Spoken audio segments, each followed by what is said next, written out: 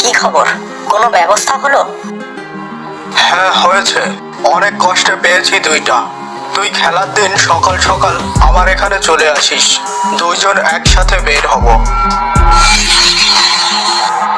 আমার নাম রাজেশ।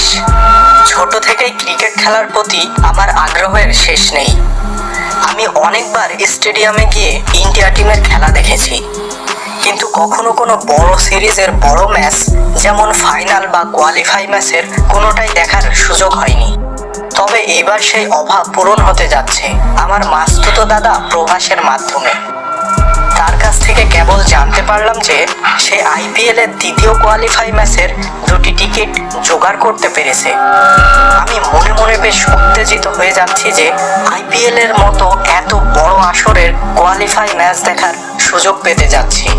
আসলে ক্রিকেটের প্রতি আমার ভালোবাসা এবং আগ্রহের পিছনে সবচেয়ে বড় অবদান আমার মাস্তুতো দাদা প্রভাসের। প্রভাসদা আমার থেকে 6 বছরের বড়। ছোট থেকেই প্রভাসদা আমাকে ক্রিকেট খেলার প্রতি আগ্রহী করে তোলে। প্রভাসদা বিশাখাপট্টনামে একটি চাকরি করে এবং সে সেখানেই একটি বাসা ভাড়া নিয়ে একাই থাকে। দেখতে দেখতে ম্যাচের দিন উপস্থিত হয়ে গেল। আমি সকাল সকাল খাওয়া দাওয়া শেষ করে বিশাখাপট্টনমের উদ্দেশ্যে আমার প্রিয় বাইকটি নিয়ে বেরিয়ে পড়ি।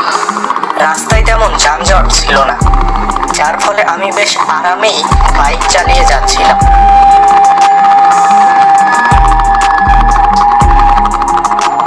মনে মনে বেশ উত্তেজিত হচ্ছিলাম, কারণ আইপিএল এর সবচেয়ে বেশি উত্তেজনাপূর্ণ ম্যাচ হলো ফাইনাল ম্যাচ এবং দ্বিতীয় কোয়ালিফায়ার ম্যাচ। কারণ প্রথম কোয়ালিফায়ার ম্যাচে হারলেও একটি সুযোগ থাকে, কিন্তু বাকি 2টি ম্যাচের একটিতেও হারলে আর কোনো প্রকার সুযোগ নেই। প্রায় 1.5 ঘন্টা বাইক চালিয়ে আমি প্রভাসদার বাসার সামনে এসে পৌঁছালাম। বাসায় ঢুকে প্রথমে আমি ওয়াশরুমে প্রবেশ করলাম ফ্রেশ হওয়ার জন্য। ওয়াশরুম থেকে বের হয়ে দেখি প্রভাসদা আমার জন্য চা নিয়ে বসে আছে। আমাকে বের হতে দেখে প্রভাসদা আমাকে ডাক দিল। আমি প্রভাসদার সামনে এসে বসলাম। কিরে, আসতে কোনো অসুবিধা হয়নি তো? না দাদা, আসতে কোনো অসুবিধা হয়নি। রাস্তায় যানজট একেবারে নেই বললেই চলে। বেশ ভালো, তবে এতদূর বাইক চালিয়ে এসেছিস, অবশ্যই ক্লান্ত হয়ে গেছিস। যা, রুমে যেয়ে বিশ্রাম কর। আমি সেই সময় লাঞ্চের ব্যবস্থা করি, আর বিকেল হলেই বেরিয়ে পড়বো খেলা দেখার জন্য। আমি প্রভাসদার রুমে গিয়ে বিছানায় শুয়ে পড়লাম। কখন যে ঘুমিয়ে পড়েছি তা আর টের পাইনি। ঘুম ভাঙলো প্রভাসদার ডাকে। তোকে অনেক আগেই ডাকতাম, কিন্তু দেখলাম তুই ঘুমাচ্ছিলি, তাই তোকে আর ডাকিনি। শোন, আমার অফিসে একটা জরুরি কাজের জন্য এখনই আমাকে বের হতে হবে। তুই উঠে ফ্রেশ হয়ে নে। ডাইনিংয়ে খাবার সাজানো আছে। আর হ্যাঁ, একটি টিকিট আমি রেখে যাচ্ছি। আমার দেরি হলে তুই খেলা দেখতে চলে যাস। আমার কাজ শেষ হওয়া মাত্রই আমি চলে আসব। আমি এর আগে বহুবার বিশাখাপট্টনম স্টেডিয়ামে খেলা দেখেছি। এই বাসা থেকে খুব কাছে স্টেডিয়ামটি, তাই আমি খুব সহজে পায়ে হেঁটে সেখানে পৌঁছাতে পারবো। ঘড়িতে সময় 6:30। এখনো প্রভাসদা বাসায় ফিরি নাই। হঠাৎ আমার ফোনটি বেজে উঠল। দেখি প্রভাসদা ফোন করেছে। শোন রাজেশ, আমি অফিস থেকে বেরিয়েছি, গাড়ির ভিতর আছি। তুই স্টেডিয়ামে চলে যা, আমি সরাসরি স্টেডিয়ামে চলে যাচ্ছি। যার ফলে আমি একাই খেলা দেখার উদ্দেশ্যে বের হই। স্টেডিয়ামে পৌঁছেই দেখি সম্পূর্ণ স্টেডিয়াম দর্শকে পরিপূর্ণ। কেবলমাত্র আমার পাশের সিটটি খালি। এদিকে চেন্নাই সুপার কিংস টসে জিতে বোলিংয়ের সিদ্ধান্ত নিয়েছে।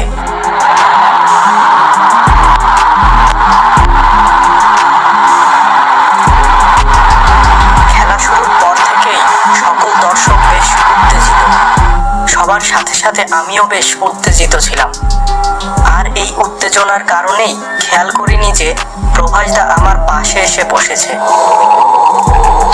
অবাক হলাম যে সে সেখানে এসে আমার সাথে কোনো কথা বলেনি দেখে। হয়তো আমাকে বেশ উচ্ছ্বসিত দেখে তিনি আমাকে আমার মতো খেলা দেখার সুযোগ করে দিয়েছিলেন। কিছু সময় পরে একটি ব্যাপার লক্ষ্য করলাম।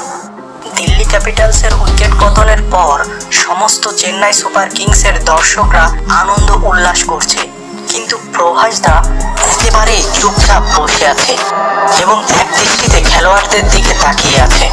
প্রভাস দা চেন্নাই সুপার কিংসের বড় ফ্যান এবং এই কারণেই তার নীরবতা আমাকে ভাবিয়ে তোলে। হঠাৎ দিল্লি ক্যাপিটালসের আরও একটি উইকেটের পতনের পর দর্শকদের চিৎকারে সম্পূর্ণ স্টেডিয়াম যেন কেঁপে উঠল, সেই সাথে আমিও লাফিয়ে উঠলাম। কিছুক্ষণ পর আমি অনুভব করি আমার পাশের চেয়ারটি ফাঁকা। সেদিকে তাকাতেই দেখি প্রভাস দা নেই। সেই সময় ফোনের ভাইব্রেশন অনুভব করলাম। দেখি প্রভাস দা ফোন দিয়েছে। ফোনটি রিসিভ করে বুঝলাম ফোনের ওপারের কণ্ঠ প্রভাস দার নয়। তবে ফোন থেকে যা জানতে পারলাম তাতে আমি হতবাক হয়ে গেলাম। প্রভাস দা অ্যাক্সিডেন্ট করেছে। কিন্তু কিছু সময় আগেও প্রভাস দা আমার পাশেই ছিল। দর্শকদের চিৎকার আর প্রভাস দার অ্যাক্সিডেন্টের খবর আমি আর কিছুই ভাবতে পারছিলাম না। আমি দ্রুত স্টেডিয়াম ত্যাগ করে হাসপাতালের উদ্দেশ্যে রওনা দিলাম। হাসপাতালে পৌঁছে সমস্ত ঘটনা জেনে আমার মনে হয় আমার জীবনে সবচেয়ে বড় ধাক্কাটি খেলাম। আমার দাদা মারা গেছে।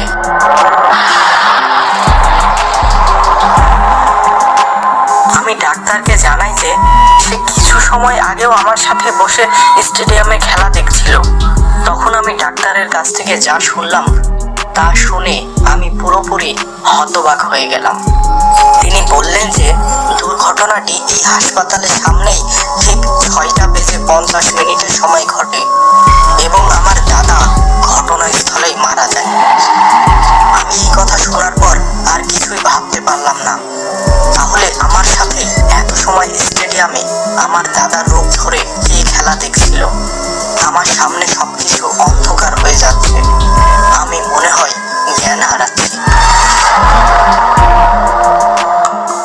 প্রতি সপ্তাহে নতুন নতুন সব সত্য ও কাল্পনিক ভূতের গল্প শুনতে এখনই সাবস্ক্রাইব করুন এবং পাশের বেল বাটনটি প্রেস করে অল বাটনে প্রেস করুন, যাতে করে নতুন ঘটনা আসা মাত্রই আপনি তা দেখতে পান।